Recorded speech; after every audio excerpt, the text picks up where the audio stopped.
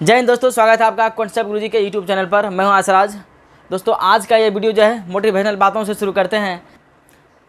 Math के चक्कर में साइंस छूट जाता है, हिंदी पढ़ूं तो संस्कृत रूठ जाता है। बस छोटी सी गलती से अगर एग्जाम नहीं निकले तो पड़ोसियों के तानों से दिल टूट जाता है। ठीक है, आइए देखिए, सबसे पहले हम समझते हैं। देखिए, और परीक्षा में जो रहेगा 100 ऑब्जेक्टिव रहेगा। कितना ऑब्जेक्टिव? इसमें 60 ऑब्जेक्टिव जो रहेगा व्याकरण से रहेगा और 40 ऑब्जेक्टिव बुक से रहेगा। देखिए, व्याकरण में लगभग 5-6 टॉपिक है। ठीक है, 2 टॉपिक का हम अलग प्लेलिस्ट बना दिए हैं। वहाँ जब सबसे पहले व्याकरण का है, प्लेलिस्ट एक बार जरूर देखें। ठीक है, क्योंकि वहीं देखिए व्याकरण सेक्शन से 60 अंक का एग्जाम में आएगा। ये कितना इंपॉर्टेंट है। अब बुक से कितना मार्क्स से आएंगे? 40 मार्क्स से आएंगे। ठीक है, देखिए बुक में जो है टोटल चैप्टर संस्कृत में कितना है? 14। टोटल चैप्टर संस्कृत में कितना है? 14। एक चैप्टर से कम जो है 3 ऑब्जेक्टिव आ सकता है। एक चैप्टर से कम 3 ऑब्जेक्टिव आ सकता है। देखिए, हम जो लिए हैं ये चैप्टर है दूसरा चैप्टर।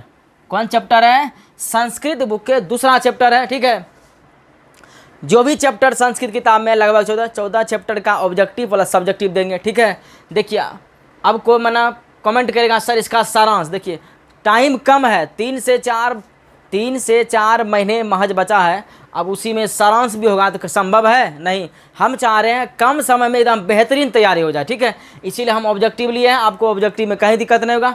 फिर इसका लेंगे सब्जेक्टिव। ठीक, आइए इसको शुरू करते हैं। देखिए पहला जो ऑब्जेक्टिव है, पटना का पुराना नाम क्या है? लगभग आपको पता होगा पटना का पुराना नाम क्या है? पाटलिपुत्र या पुष्पपुर। पटना का पुराना नाम क्या है? पाटलिपुत्र या पुष्पपुर। अब देखिए, पटना के उत्तर दिशा में कौन सी नदी है? तो पटना के उत्तर दिशा में कौन सी नदी है? तो गंगा नदी है। ठीक, देखिए अब देखिए, पाटलिपुत्र पटना के नाम से कब प्रसिद्ध हुआ? क्या है क्वेश्चन? फिर से सुनिए।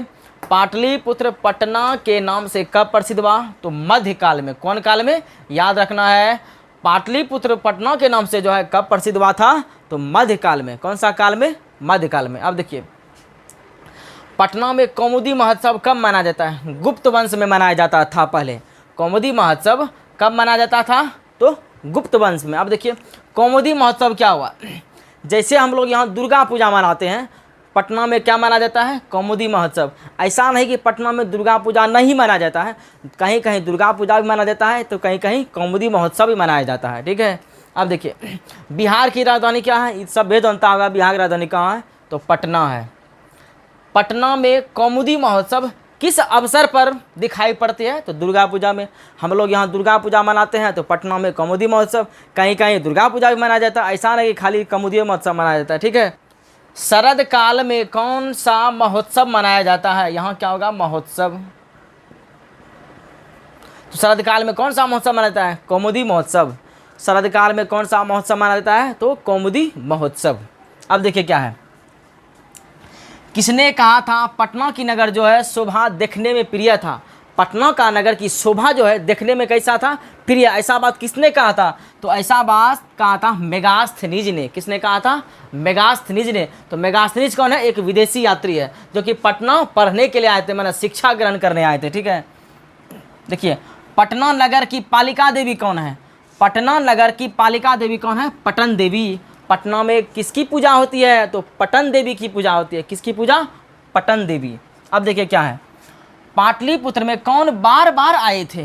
पाटलिपुत्र में कौन बार बार आए थे? तो भगवान बुद्ध। क्योंकि पटना जो है एक समय में शिक्षा का एक महत्वपूर्ण केंद्र था, इसीलिए जो यहाँ भगवान बुद्ध जो है बार बार आए थे। किस लिए आए थे? शिक्षा ग्रहण करने और वहाँ का देखरेख करने। आखिर पाटलिपुत्र में क्या है? अब देखिए क्या है, मध्यकाल में पटना लगभग कितने वर्षों तक जीर्ण तीर्ण रहा? देखिए जीर्ण तीर्ण मतलब होता है जर्जर। जीर्ण तीर्ण का मतलब क्या हुआ? जर्जर। या तो आप लोग समझो टुटलो भोंगलो। ठीक है, कितना वर्षों तक रहा? तो 1000 वर्ष तक। ठीक है, अब देखिए क्या है, पटना का इतिहास कितना वर्ष पुराना है? तो पटना का इतिहास 2500 वर्ष पुराना है। बहुत सारा किताब में कहीं 1000 दिया है, कहीं 1500 दिया है, तो वहाँ हर एक जगह क्या है? गलत है। इसका करेक्ट आंसर क्या होगा? 2500। लेकिन एक बात ध्यान रखना, अगर पटना का इतिहास का अगर बात करेगा तो 2500 वर्ष। अब पटना लगभग कितने वर्षों तक जीर्ण तीर्ण रहा, तो यहाँ क्या मारना है 1000 वर्ष, ध्यान रखना ये बात। अब देखिए क्या है, विद्वानों ने पृथ्वी का तिलक किसे कहा है? विद्वान लोग जो है पृथ्वी का तिलक किसे कहा? पाटलिपुत्र को। क्यों क्या पाटलिपुत्र को? क्योंकि पहले के समय में जो है पटना शिक्षा का एक महत्वपूर्ण केंद्र था, इसीलिए विद्वानों ने पृथ्वी का तिलक किसको कहा? तो पाटलिपुत्र को। ठीक है, अब देखिए कूटनीतम काव्य के कवि कौन है? तो दामोदर गुप्त। देखिए कूटनीतम काव्य, जैसे आप देखिए हिंदी पढ़ते हैं, हिंदी किताब, तो हिंदी में जैसे कविता है, कविता जो है उसको कौन लिखता है? कवि लिखता है। हम लोग उसको क्या बोलते हैं? हिंदी किताब बोलते हैं। ठीक है, जिसमें कहानी रहता है, कविता रहता है, उसको क्या बोलते हैं? हिंदी किताब। उसी तरह यहाँ जो है कूटनीम काव्य क्या है? कूटनीम काव्य के कवि कौन है? तो दामोदर गुप्त। दामोदर गुप्त ने कूटनीतम काव्य की एक पुस्तक की रचना किया था। किसने? दामोदर गुप्त ने। अब देखिए लास्ट क्वेश्चन है, गोविंद सिंह संप्रदाय के कौन से गुरु कहे जाते थे? तो 10वें गुरु। गोविंद सिंह संप्रदाय के कौन से गुरु कहे जाते थे? तो 10वें गुरु। कौन से गुरु? 10वें गुरु। देखिए हम जो 15 को क्वेश्चन लिए हैं, सिर्फ इसी में से परीक्षा में आपका आने का चांस रहेगा, क्योंकि यहाँ से 2 से 3 ऑब्जेक्टिव आएगा। ठीक है, ज़्यादा पढ़ने की जरूरी नहीं है, क्योंकि ज़्यादा पढ़ने से फिर कन्फ्यूज होने लगेगा। 15 ऑब्जेक्टिव अगर आप मात्र पढ़ लेते हैं पाटलिपुत्र का, एग्जाम में आपका एक भी ऑब्जेक्टिव इससे नहीं छूटेगा। मिलते हैं हम नेक्स्ट वीडियो में इसका सब्जेक्टिव के साथ। धन्यवाद।